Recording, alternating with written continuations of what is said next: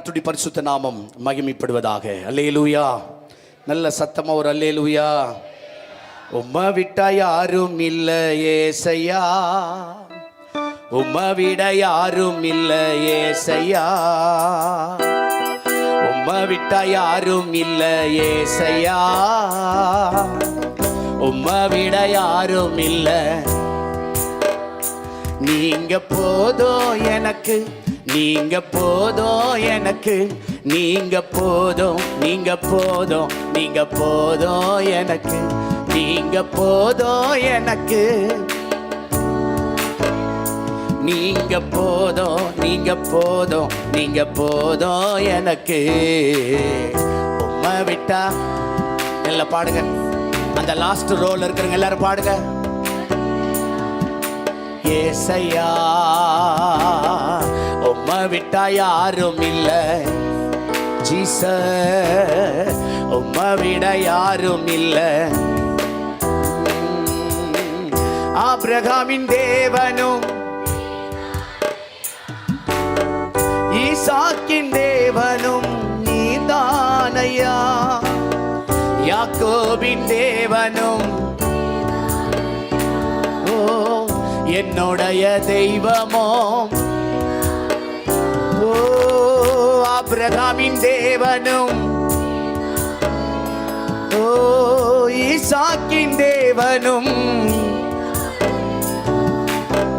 யாக்கோபின் தேவனும் நீர்தானையா, என்னுடைய தெய்வமும் நீர்தானையா. என்னுடைய உழைப்பை யார் வந்து பறித்து கொண்டாலும் என் தலை உயர்த்துபவர் நீர்தானையா. சொல்லுங்க. என்னுடைய உழைப்பை யார் வந்து பறித்து கொண்டாலும் என் தலை உயர்த்துபவர் நீர்தானையா. நீங்க போதும் எனக்கு இயேசுவே, நீங்க போதும், நீங்க போதும் எனக்கு, நீங்க ஜீசஸ்.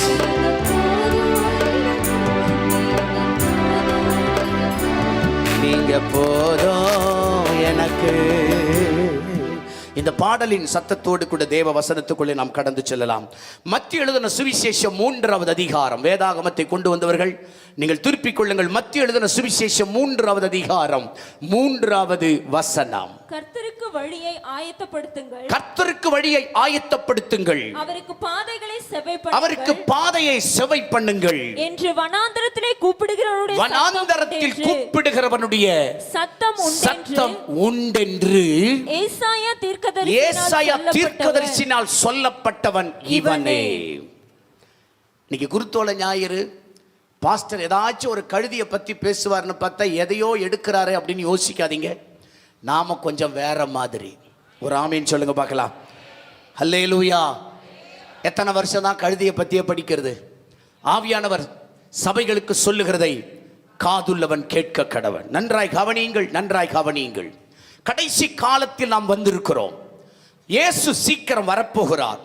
அதற்கான அடையாளங்கள் தேசத்திலே நடந்து கொண்டிருக்கிறது.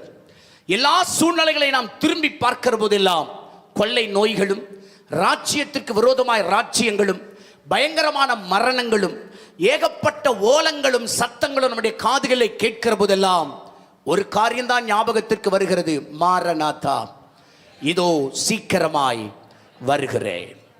நன்றாய் கவனியுங்கள். இன்னொரு வசனத்தை நான் உங்களுக்கு அப்படியே காட்டி கொடுத்து, லூக்காவின் புஸ்தகம் 22வது அதிகாரம், லூக்கா 22வது அதிகாரம் 48வது வசனம்.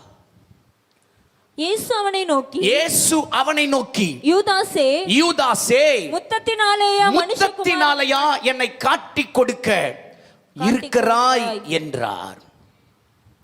அங்கே சத்தம், இங்கே முத்தம். நன்றாய் கவனியுங்கள்.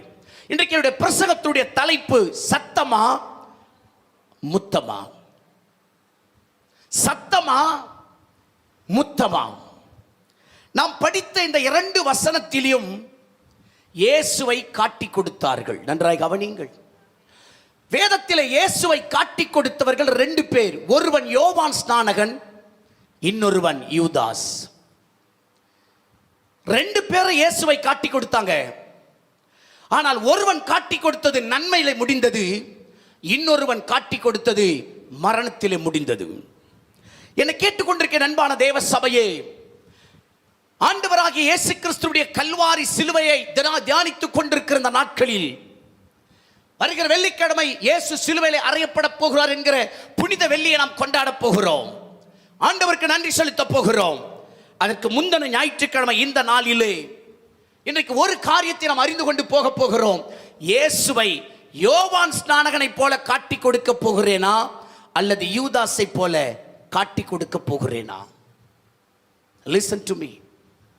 என கேட்டுக்கொண்டிருக்க அன்பான சபையே, நீ முத்தத்தினால் காட்டி கொடுக்கிறனா அல்லது சத்தத்தினால் காட்டி கொடுக்கிறவனா? யோவான் ஸ்நானகன் கூப்பிடுகிறவனுடைய சத்தம் என்று வேதம் சொல்லுகிறது. வனாந்தரத்தில் கூப்பிடுகிறவனுடைய சத்தம். சத்தம் என்று சொல்வது சத்தியத்தை, சத்தம் என்று சொல்வது சுவிசேஷத்தை, சத்தம் என்று சொல்வது வசனத்தை, சத்தம் என்று சொல்வது வார்த்தையை. அவன் சத்தத்தால் காட்டி கொடுத்தான், ஒருவன் முத்தத்தால் காட்டி கொடுத்தான். இதை குறித்துதான் ஒரு விளக்கத்தை நான் உங்களுக்கு காட்டி கொடுக்க விரும்புகிறேன். இந்த வாரத்தில் நாம் அறிந்து கொண்டு, தகப்பனே, இந்த உலகத்தில் நான் உயிர் வாழ நாளெல்லாம் உம்மை நான் எப்படி காட்டி கொடுக்க போகிறேன்? ஐயா, காட்டி கொடுப்பது தவறா? தவறில்லை. இயேசுவை காட்டி கொடுப்பது தவறில்லை. இந்த தேசத்திற்கு, இந்த உலகத்திற்கு, உன் நண்பர்களுக்கு, உன் குடும்பத்திற்கு, உன் சபையாருக்கு, உன் பக்கத்து வீட்டிற்கு, உன் கூட படிக்கிறவர்களுக்கு இயேசுவை காட்டி கொடு, தவறில்லை. ஆனால் சத்தத்தில் காட்டி கொடு, முத்தத்தில் காட்டி கொடுக்காதே. ஒரு ஆமென் அல்லேலூயா. முத்தம் 1000 வகைப்படும். முத்தத்திலே வஞ்சனை உண்டு, முத்தத்திலே அன்பு உண்டு, முத்தத்திலே உறவு உண்டு, முத்தத்திலே மதிப்பு உண்டு, மரியாதை உண்டு. முத்தம் பலவிதமான பாடங்களை சொல்லித்தரும். ஏற்கனவே நான் முத்தம் என்கிற தலைப்பில் பேசியிருக்கிறேன். என கேட்டுக்கொண்டிருக்க அன்பான சபையே, நீ சத்தமா இல்லை முத்தமா? இயேசுவை நான் எப்படி காட்டி கொடுக்கிறேன்? 2 பேர் காட்டி கொடுத்தார்கள். இந்த 2 பேருடைய காட்டி கொடுப்பிலும் என்ன நடந்ததுன்னு சொல்லி தரப்போறேன். இந்த 2 பேருடைய காட்டி கொடுப்பிலும் என்ன இருந்ததுன்னு சொல்லி தரப்போறேன். நல்ல கவனிங்க, நல்ல கவனிங்க. நீங்கள் எங்கும் இந்த பிரசங்கத்தை கேட்டிருக்க முடியாது. ஆவியானவர் சொன்னதை நான் சபைகளுக்கு சொல்லுகிறேன். கர்த்தருடைய சமூகத்தில் நான் காத்திருந்து ராத்திரியில சோழவரம் மீட்டிங்கை முடிச்சிட்டு வீட்டுக்கு போயிட்டு என்னுடைய ஆபீஸ் ரூம்ல உட்கார்ந்து, ஆண்டவரே என்ன தலைப்பு நீ தலைப்பே அப்பதான் கேட்கிறேன் ஆண்டவர்கிட்ட. நான் என்ன தலைப்பை எப்படி காட்டி கொடுப்பதுன்னு போடுறதா, காட்டி கொடு அப்படின்னு தலைப்பை போடுறதா அப்படின்னு சொல்லி தேவ ஆவியானவரோடு நான் பேசிக்கிட்டு இருக்கும்போது ஆவியானவர் சொன்னாரு, சத்தமா முத்தமா. என்ன ஒரு அருமையான டைட்டில். நானே அப்படியே கொஞ்ச நேரம் திகைஞ்சு போயிட்டேன். ஆவியானவர் என்ன அழகான ஒரு வார்த்தையை தந்தார். இன்னைக்கு சத்தத்துல காட்டி கொடுக்கிற கூட்டமும் உண்டு, இன்னைக்கு முத்தத்துல காட்டி கொடுக்கிற கூட்டமும் உண்டு. ஆனா இயேசுவை காட்டி கொடுக்க வேண்டும். ஆமென் சொல்லுங்க பார்க்கலாம். பக்கத்துல கைப்பற்றி சொல்லுங்க, இயேசுவை காட்டி கொடுங்க, இயேசுவை காட்டி கொடுங்க. ஆனா சத்தத்துல காட்டி கொடுங்க, முத்தத்துல காட்டி கொடுக்காதீங்க. அல்லேலூயா சொல்லுங்க, அல்லேலூயா. என் அன்பான தேவ சபையே, சத்தத்தினால் காட்டி கொடுத்தான். ஜனங்களுடைய சிந்தையிலே இயேசுவை வைத்தார்கள். நல்லா புரிஞ்சுங்க. சத்தத்திலே காட்டி கொடுத்தான், ஜனங்கள் இயேசுவை சிந்தையிலே வைத்தார்கள். ஆனால் முத்தத்திலே காட்டி கொடுத்தான், ஜனங்கள் அவரை சிலுவையிலே வைத்தார்கள். இன்னைக்கு உன்னுடைய காட்டி கொடுப்பு இயேசுவை எங்கே வைக்கிறது? இயேசுவை எங்கே வைக்கிறது? உன் காட்டி கொடுப்பு ஜனங்களுடைய சிந்தையிலே இயேசுவை வைக்கிறதா அல்லது என்னுடைய காட்டி கொடுப்பு சிலுவையிலே இயேசுவை மாட்டுகிறதா? என் அன்பான வாலிப தம்பி, வாலிப தங்கச்சி, இயேசுவை காட்டி கொடு, இயேசுவை காட்டி கொடு. எந்த வகையில் நான் காட்டி கொடுப்பது பாஸ்டர்? உன் வார்த்தையில காட்டி கொடுக்க முடியும், உன் வாழ்க்கையால் காட்டி கொடுக்க முடியும், உன் சுபாவத்தில் காட்டி கொடுக்க முடியும், உன் நடத்திலே காட்டி கொடுக்க முடியும், உன் உண்மையிலே காட்டி கொடுக்க முடியும், உன் பரிசுத்தத்திலே காட்டி கொடுக்க முடியும், உன் உத்தமத்திலே காட்டி கொடுக்க முடியும், உன் ஜபத்திலே காட்டி கொடுக்க முடியும். ஒரு ஆமென் அல்லேலூயா. இயேசுவை காட்டி கொடுப்பதற்கு பல வழி இருக்கு. நான் நடந்து கொள்கிற உண்மை காட்டி கொடுக்கும், என் வாழ்க்கை காட்டி கொடுக்கும், என் நடை உடை பாவனை காட்டி கொடுக்கும், என் சிந்தை காட்டி கொடுக்கும். இத்தனை வகையில் நான் இயேசுவை காட்டி கொடுக்கலாம். ஆனா சத்தத்துல காட்டி கொடுக்கணுமே தவிர மொத்தத்துல காட்டி கொடுக்காத. என் அன்பு சகோதரா, என் அன்பு சகோதரியே, உனக்காக எனக்காக சிலுவையில் அடிக்கப்பட்டு ரொம்ப அழகியா பாடினாங்க உபவாச கூட்டத்தில் சகோதரிங்க. சிலுவை சுமந்தோரா சீஷனாகுவோம், சிலுவை சுமந்தோராய் சீஷனாகுவோம்.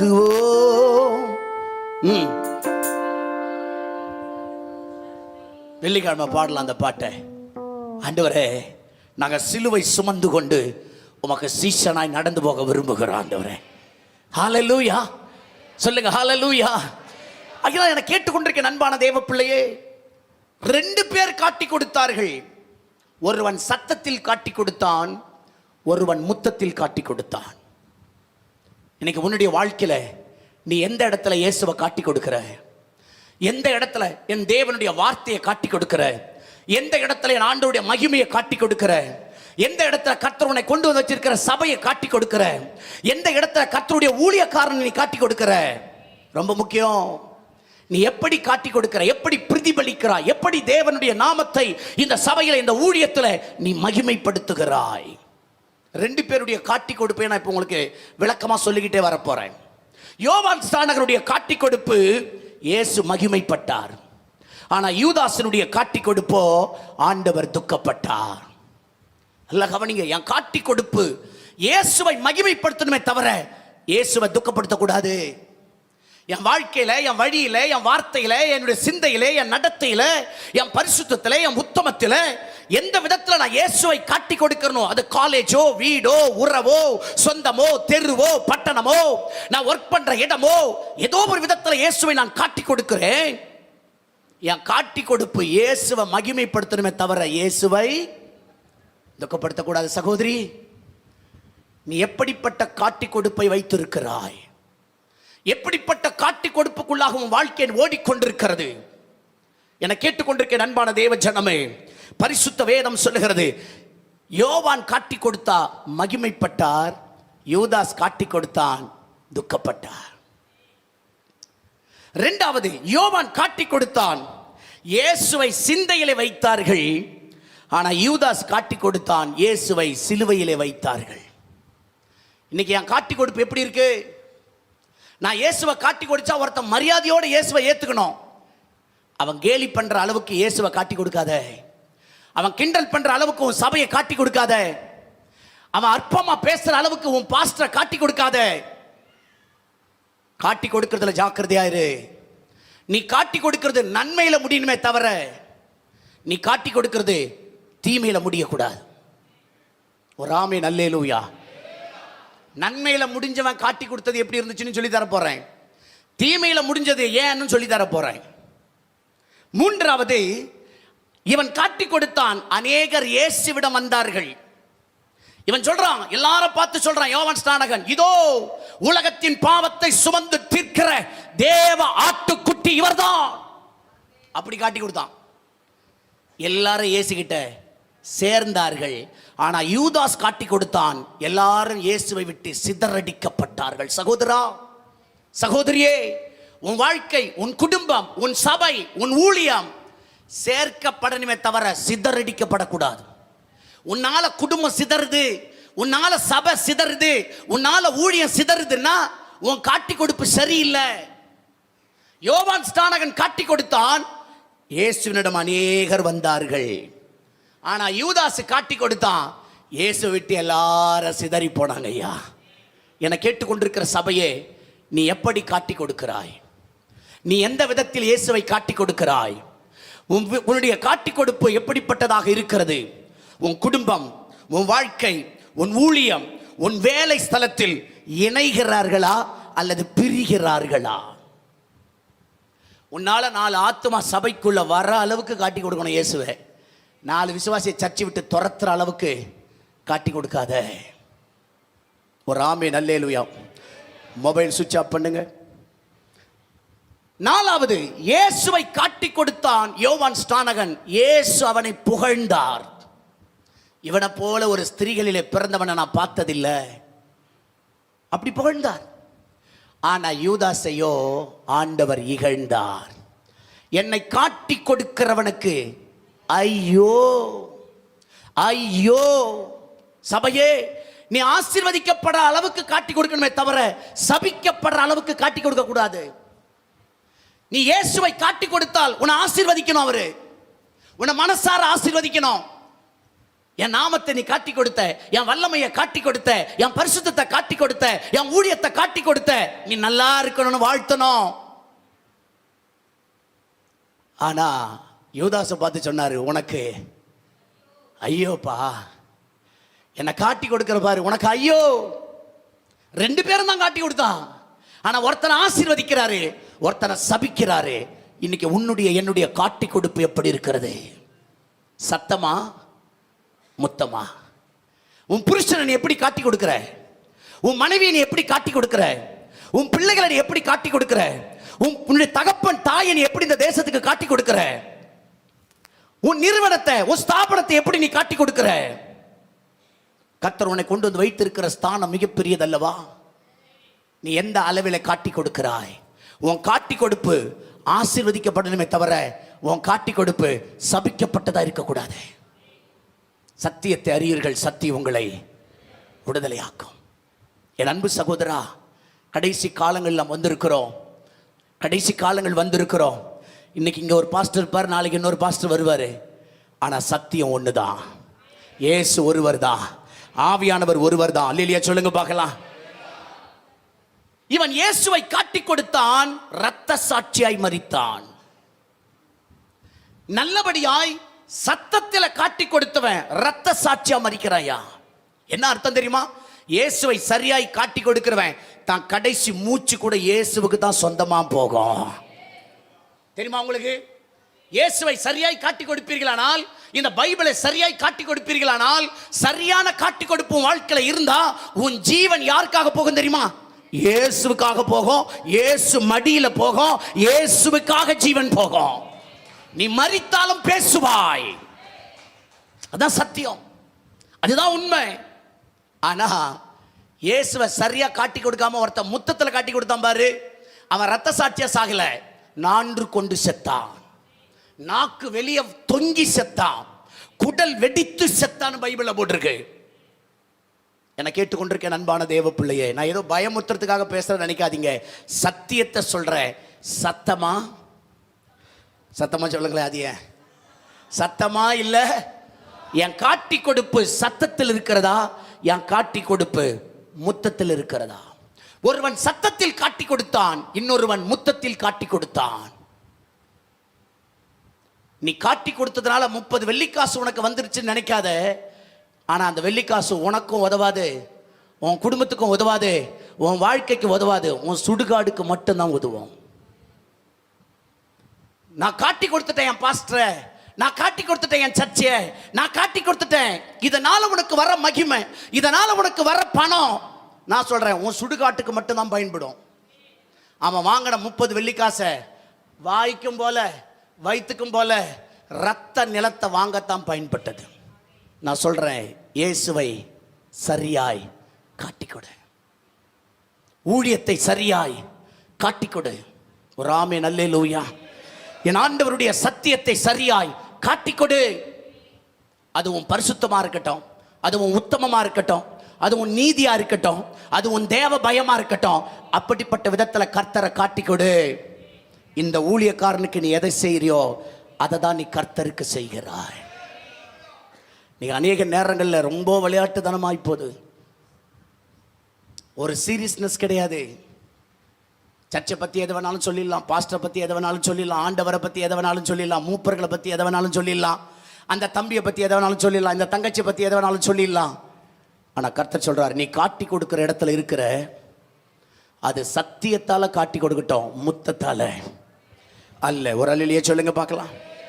இவன் இயேசுவை சரியாய் காட்டி கொடுத்தான், பரலோகத்திற்கு நேராய் போய்விட்டான். யோவான் ஸ்நானகனுடைய காட்டி கொடுப்பு சரியானது. அவரை தேவ ஆட்டுக்குட்டின்னு காட்டி கொடுத்தான், என்னிலும் அவர் வல்லவர்னு காட்டி கொடுத்தான். அவர் கையில ஒரு தூற்று கூட இருக்கிறதுன்னு காட்டி கொடுத்தான். அவர் கோதுமை மணியையும் பதரையும் வெவ்வேறாக பிரிக்கிறாரு காட்டி கொடுத்தான். ஆனா இவன் காட்டி கொடுத்தான் பாருங்க, நரகத்துக்கு நேரா போயிட்டான். ஒரு அல்லேலூயா சொல்லுங்களேன். என கேட்டுக்கொண்டிருக்கிற தேவ பிள்ளையே, நானோ நீங்களோ இயேசுவை சரியாய் காட்டி கொடுத்தால் உன் ஆயுசு நாட்கள் ஆசீர்வதிக்கப்படும். ஆனா இயேசுவை சரியா காட்டி கொடுக்காத வாழ்க்கை இருக்கு பாரு, அது தற்கொலைக்குள்ளாக போய்விடும். யூதாஸ் பண்ணிட்டது தற்கொலை. எல்லாரும் சொல்லுங்க, என்ன கொலை? சத்தமா தான் சொல்லுங்களேன், என்ன கொலை? தற்கொலை பண்ணிட்டு செத்தாயா? அவனை யாரும் சாக சொல்லல, அவனே செத்துட்டான். அவனே மரணத்தை தேடிட்டான். காரணம், இயேசுவை சரியாய் காட்டி கொடுக்காத வாழ்க்கை முடிவு. யூதாஸ் தான் நமக்கு ஒரு பாடம். இன்னைக்கு நீ நான் இயேசுவை எப்படி காட்டி கொடுக்கிறோம் தம்பி? இயேசுவை நீ எப்படி வெளிப்படுத்துற? நான் சொல்றேன், நீ வெட்டுற ஹேர் ஸ்டைல் கூட இயேசுவை காட்டி கொடுக்குது. தெரியுமா உங்களுக்கு? தெரியுமா உங்களுக்கு? ஒரு சினிமா நடிகனை காட்டி கொடுக்கிற வேலை நீ பண்ணுவன்னா சாபம். நான் சொல்றேன், நீ வெட்டுற முடி இயேசுவை காட்டி கொடுக்கணுமே தவிர, நான் போடுற ட்ரெஸ் இயேசுவை காட்டி கொடுக்கணுமே தவிர, இந்த உலகத்தில் வேற எதையும் காட்டி கொடுக்காத தம்பி. வேணாம். எந்த நடிகனை காட்டி கொடுக்க இயேசு உன்னை அழைக்கல. எந்த நடிகையை காட்டி கொடுக்க இயேசு உன்னை அழைக்கல. வேற எதையும் இந்த உலகத்தை காட்டி கொடுக்க இயேசு உன்னை அழைக்கல. உன்னை அழைச்சதே இயேசுவை மட்டும் காட்டி கொடு. அது உன் ட்ரெஸ்ஸா இருக்கட்டும், உன் ஹேர் ஸ்டைலா இருக்கட்டும், உன்னுடைய எந்த நீ போடுற துணியா இருக்கட்டும், எதுவா இருக்கட்டும், இயேசுவை மட்டும் காட்டி கொடு. உன்னையோ உன் அழகையோ உன்னுடைய காரியத்தையோ சினிமாவையோ இந்த உலகத்துல காட்டி கொடுக்க இயேசு நம்மை அழைக்கவில்லை. ஒரு ஆமென் அல்லேலூயா. என கேட்டுக்கொண்டிருக்க அன்பான சபையே, என் அன்பான கர்த்தருடைய பிள்ளையே, வேதம் சொல்லுகிறது, இயேசுவை சரியாய் காட்டி கொடுத்தவன் இரத்த சாட்சியா மரிக்கிறான்.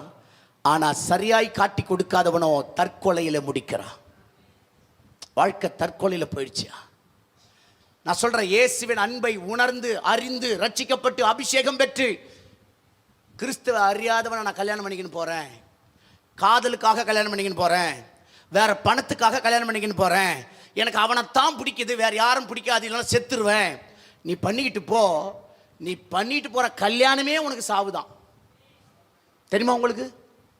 வாழ்க்கையில அநேக காரியங்களை பார்த்ததுனால பேசுறேன். தம்பி தங்கச்சி, வாலிப தம்பி, கல்யாணம் ஆகாத வாலிப தம்பி தங்கச்சி, பணத்துக்காக, பேருக்காக, மேலோட்டமான தோலுக்காக, அழகுக்காக என் இயேசுவை நீ தவறான முத்தத்துல காட்டி கொடுத்துட்டு போவன்னா, நான் சொல்றேன், நீ போற வாழ்க்கையே உனக்கு சாவுதான்.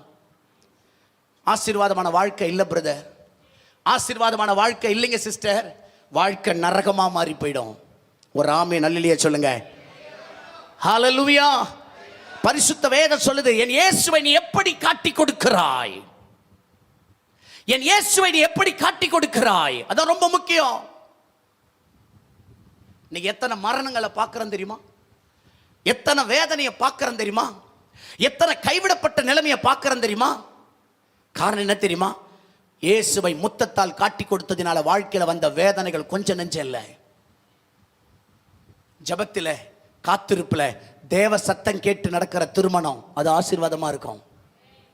ஒருவேளை ஆண்டவர் தான் அந்த மகனை காட்டுறாரு, நீ கல்யாணம் பண்ணி ரட்சிப்புக்குள்ள நடத்துவ, தேவ சித்தம் இருக்கு, தேவ சத்தம் இருக்குன்னா தாராளமா அதுவும் பெற்றோருடைய துணையோட அறிவுரையோட செயல்படு, தவறில்லை, அங்க நிச்சயம் ஜெயம் இருக்கும். ஆனா முத்தத்தினால மாத்திர இயேசுவை என்ன பண்ணிடாத, காட்டி கொடுக்காத. ஒரு அல்லேலூயா சொல்லுங்களேன். 2 பேர் காட்டி கொடுத்தார்கள். ஒருத்தர் யாரு? யூதாஸ். இன்னொருத்தர் யாரு? யோவான் ஸ்டான். நல்ல கவனிங்க, நல்ல கவனிங்க. இவன் காட்டி கொடுப்பதல் மட்டும் எப்படி தப்பா போச்சு, அவன் காட்டி கொடுக்கிறது மட்டும் எப்படி சரியா போச்சு? இதை மட்டும் உங்களுக்கு சொல்லிட்டு நான் முடிக்க போறேன். யூதாஸ் காட்டி கொடுத்தது ஏன் பிரதர் தப்பா போச்சு? அவர்தான் அதை நிக்கிறார் பார், அவர்தான் சொன்னானே, என்ன தப்பு இருக்கு? இவனா தானே சொல்றான், இதோ உலகத்தின் பாவத்தை சுமந்து தீர்க்கிற தேவ ஆட்டுக்குட்டி வந்திருக்கிறார் தானே, இவனும் தான் அப்படி தானே சொல்றான். 2 பேரும் தானே காட்டி கொடுத்தாங்க. இவன் காட்டி கொடுத்தது ஏன் தப்பா போச்சு, அவன் காட்டி கொடுத்தது ஏன் சரியா இருக்கு? இவன் காட்டி கொடுத்தது சிதறடிக்கப்பட்டது, அவன் காட்டி கொடுத்தது இயேசுவோட அநேகரை சேர்த்தது. அல்லேலூயா சொல்லுங்களேன். யோவான் ஸ்நானன் காட்டி கொடுக்கிறான், விரியன் பாம்பு குட்டிகளே, வரும் கோபத்திற்கு தப்பித்துக் கொள்ள உங்களுக்கு வகை காட்டினவன் யார்? மனம் திரும்புங்கள், தூற்றுக்குடை கையில் இருக்கிறது, சீக்கிரமாய் வருகிறார், ஜாக்கிரதை அப்படின்னு காட்டி கொடுத்தான். ஒவ்வொருத்தரும் கேட்கிறான், நான் என்ன செய்யணும், நான் என்ன செய்யணும், நான் என்ன செய்யணும். கேட்டானுங்களா இல்லையா? கேட்டானுங்களா? ஆண்டவன்மாரே, நாங்கள் ரட்சிக்கப்பட என்ன செய்யணும் கேட்டானா? ஜெயில் அதிகாரி கேட்டானா? பவுலும் சீலாவும் ஜெயில இருக்கும்போது கட்டுகள் அருந்தது, ஜெயில் கதவு திறந்தது. அந்த காவல்காரன் நினைச்சான் ஓடி போயிட்டானுங்க பாவிங்கன்னு. ஆனா ஓடலையா? ஓடலை, அங்கே நிற்கிறானுங்க. ஏன்? இயேசுவின் பிள்ளைகள் என்பதை சரியாய் காட்டி கொடுத்தானுங்க.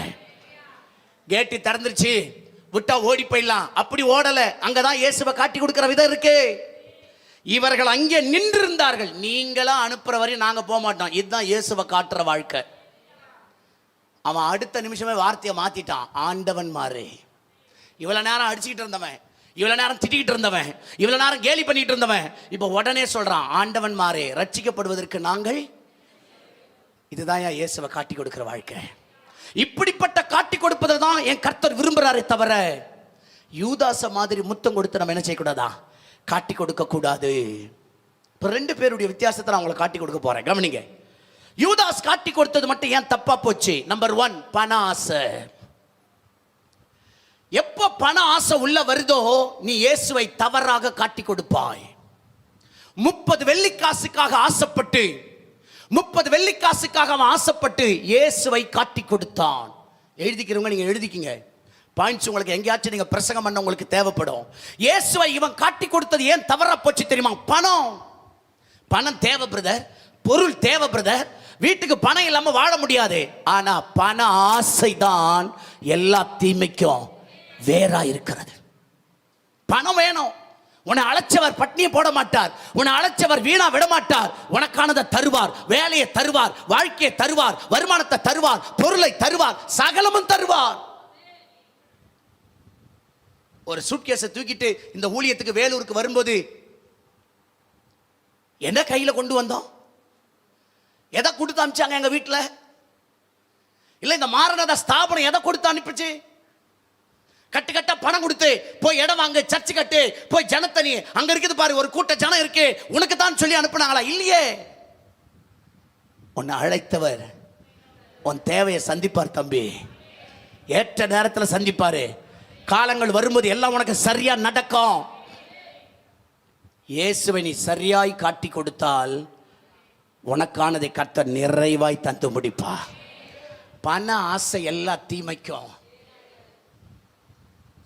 என்னை கேட்டுக்கொண்டிருக்க தேவ பிள்ளை, எத்தனை ஊழியக்காரங்க தெரியுமா? உங்க ட்ரஸ்ட் இருக்கு, நான் ஒரு அமௌண்ட்டை கொடுக்குறேன், உங்க ட்ரஸ்ட்ல போட்டு எனக்கு எடுத்து கொடுத்தியானா உனக்கு கமிஷன் இவ்வளவு தரேன். இதுல விழுந்த பாஸ்டர் எத்தனை பேர் தெரியுமா? ஆனா நான் சொல்லுவேன், எனக்கு எந்த பணமும் எனக்கு தேவையில்லை, தேவையில்லாத பணம் என் ட்ரஸ்ட்டுக்குள்ள வரவும் வேணாம், வெளியே போகவும் வேணாம். என் சபையார் கொடுக்குற காணிக்கு மட்டும் அக்கௌண்ட்ல போனா போதும், அதை கொண்டு நாங்கள் செலவு பண்ணிட்டு ஊழியத்தை நடத்திட்டு போயிட்டு இருந்தா போதும். எந்த வெளிநாட்டு பணமும் என் ட்ரஸ்ட்டுக்குள்ள வர வேணாம். வெளிநாட்டில் இருக்கிற விசுவாசி நம்ம ஊழியத்துக்காக அனுப்புறாங்கன்னா தோத்துறோம். ஆனா எந்த பணமோ ப்ளீஸ் பாஸ்டர் உங்க ட்ரஸ்ட்ல போட்டு எடுத்து கொடுங்க. ஒரு 10 லட்சம் வந்திருக்கு, நீங்க எடுத்து கொடுத்தீங்கன்னா உங்களுக்கு 1 லட்சம் தரேன். No, never. இதனால சில பாஸ்டர்களுடைய கோபத்துக்கு நான் ஆளாயிருக்கிற கவலையே கிடையாது. கொஞ்சத்தில் உண்மை உள்ளவனாக இருந்தால் உன்னை அநேகத்தில் கர்த்தர் அதிகாரியாக்குவா. பண ஆசை எல்லா தீமைக்கு என்னாக்கிடும்? வேறாக்கிடும். என் அன்பு சகோதரா, உனக்கான வருமானம், உனக்கான பொருளாதாரம், உனக்கான காரியத்தை கர்த்தர் சந்திப்பாரு. ஆனா 30 வெள்ளிக்காசு பண ஆசைப்பட்டு அவன் இயேசுவை சரியான விதத்துல காட்டி கொடுக்காதவனா போயிட்டான். காட்டி கொடுத்தது நல்லது, ஆனா காட்டி கொடுக்கிற விதம் சரியில்லாம போச்சு. அது இயேசுவை சிலுவைக்கு கொண்டு போயிடுச்சே தவிர ஜனங்களின் சிந்தைக்கு கொண்டு போகவில்லை. ஒரு ஆமென் அல்லேலூயா. நீ சொல்ற உனக்கு போதும்ங்கிற எண்ணமே ஆமா மிகுந்த ஆதாயம். போதும் ஆண்டவரே, எனக்கு நீங்க கொடுத்திருக்கிற இந்த வசதி போதும் ஆண்டவரே. நீங்க இன்னும் தருவீங்க, இன்னும் காலம் இருக்கு, என்னை உயர்த்துவீங்க, என் பிள்ளைங்களை படிக்க வைப்பீங்க, சம்பாதிக்க வைப்பீங்க. இன்னைக்கு இருக்கிற வீடு நிலைமை மாறும், வாகனம் மாறும், வருமானம் மாறும், காலம் வரும்போது எல்லாம் மாறும். ஆனா இப்ப எனக்கு பண ஆசை வேணாம் ஆண்டவரே. எனக்கு கொடுத்த வருமானம் போதும், என் உழைப்புக்கு ஏத்த, என் வேர்வைக்கு ஏத்ததை எனக்கு கொடுக்குறீங்க, போதும் போதும் தகப்பனே.